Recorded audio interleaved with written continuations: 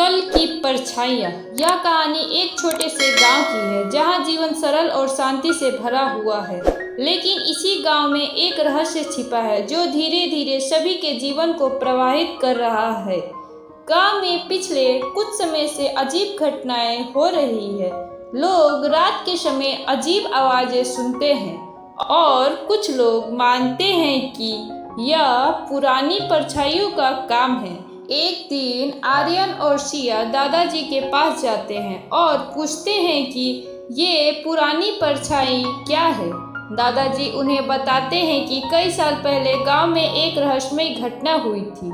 एक अंधेरी रात गांव के एक युवक ने एक पुरानी किताब खोली थी जिसमें अंधेरे जादू के बारे में लिखा था। उसने इसे पढ़ा और उसके बाद से गांव पे परछाइयों का साया छा गया। आर्यन और सिया तय करते हैं कि वे इस रहस्य को सुलझाएंगे जिसके लिए उन्हें वह किताब ढूंढनी होगी। वे गांव के पुराने खंडरों में जाते हैं जहां उन्हें अजीब चीजें मिलती है। उन्हें एक पुराना संदूक मिलता है जिसमें कुछ पन्ने और एक रहस्यमय चाबी होती है।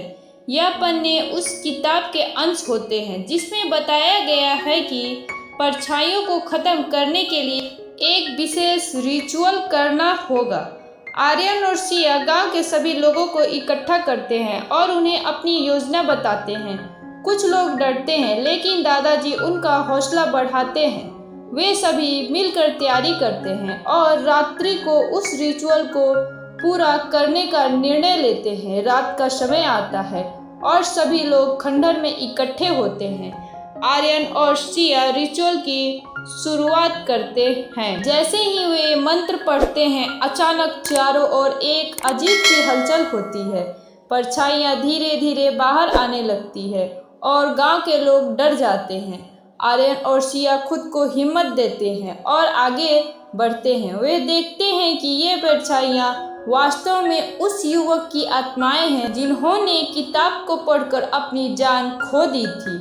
आर्यन और सिया समझते हैं कि उन्हें इन आत्माओं को शांति देनी होगी। आर्यन और सिया उन आत्माओं से बात करते हैं और उन्हें समझाते हैं कि उन्हें शांति की आवश्यकता है।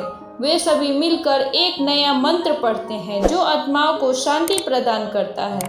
जैसे ही मंत्र समाप्त होता है परछाइयाँ धीरे धीरे गायब हो जाती है और गांव की एक अद्भुत शांति छा जाती है। गांव के लोग आर्यन और सिया का धन्यवाद करते हैं। दादाजी बताते हैं कि साहस और दोस्ती से बड़े संकट को मात दिया जा सकता है। अब गांव में सब कुछ सामान्य हो जाता है। आर्यन और सिया अब गांव के बच्चों को नई कहानियां सुनाते हैं और उन्हें शिक्षा के महत्व के बारे में बताते हैं। गांव में एक पुस्तकालय खोलने का विचार उभरता है ताकि लोग पढ़ाई कर सके और ज्ञान प्राप्त कर सके। गांव के सभी लोग मिलकर एक पुस्तकालय की योजना बनाते हैं। आर्यन और सिया बच्चों के साथ मिलकर किताबें इकट्ठा करते हैं। दादाजी भी अपनी पुरानी किताब देने का वादा करते हैं। धीरे धीरे पुस्तकालय का निर्माण होता है और गांव के लोग उत्सुक से उसका इंतजार करते हैं। पुस्तकालय का उद्घाटन समारोह धूमधाम से मनाया जाता है। गांव के सभी लोग इकट्ठे होते हैं और दादाजी पहले दिन की कहानी सुनाते हैं। आर्यन और सिया बच्चों को पढ़ाई की महत्व बताते हैं और उन्हें नए सपने देखने के लिए प्रेरित करते हैं। कुछ समय बाद गांव में एक नई चुनौती आती है। पास के जंगल में आग लग जाती है और यह खतरा गांव की फसलों को प्रभावित करता है। गांव वाले चिंता में हैं कि आग गांव तक पहुंच जाएगी।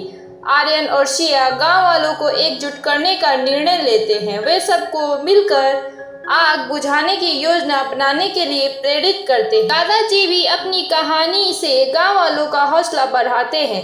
गांव के सभी लोग मिलकर आग बुझाने के लिए काम करते हैं। वे पानी भरकर आग के पास जाते हैं और एकजुट होकर उसे बुझाने का प्रयास करते हैं।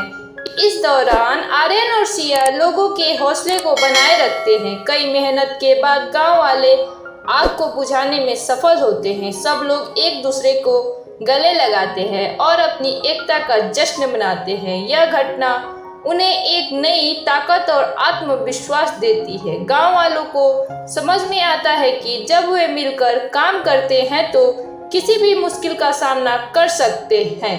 आर्यन और सिया इस घटना से सीख लेते हैं कि एकता में ही बल है। गांव में अब सब कुछ सामान्य है, पुस्तकालय चल रहा है और बच्चे नई चीजें सीख रहे हैं। आर्यन और सिया अपने सपनों को पूरा करने के लिए और मेहनत करने का निर्णय लेते हैं।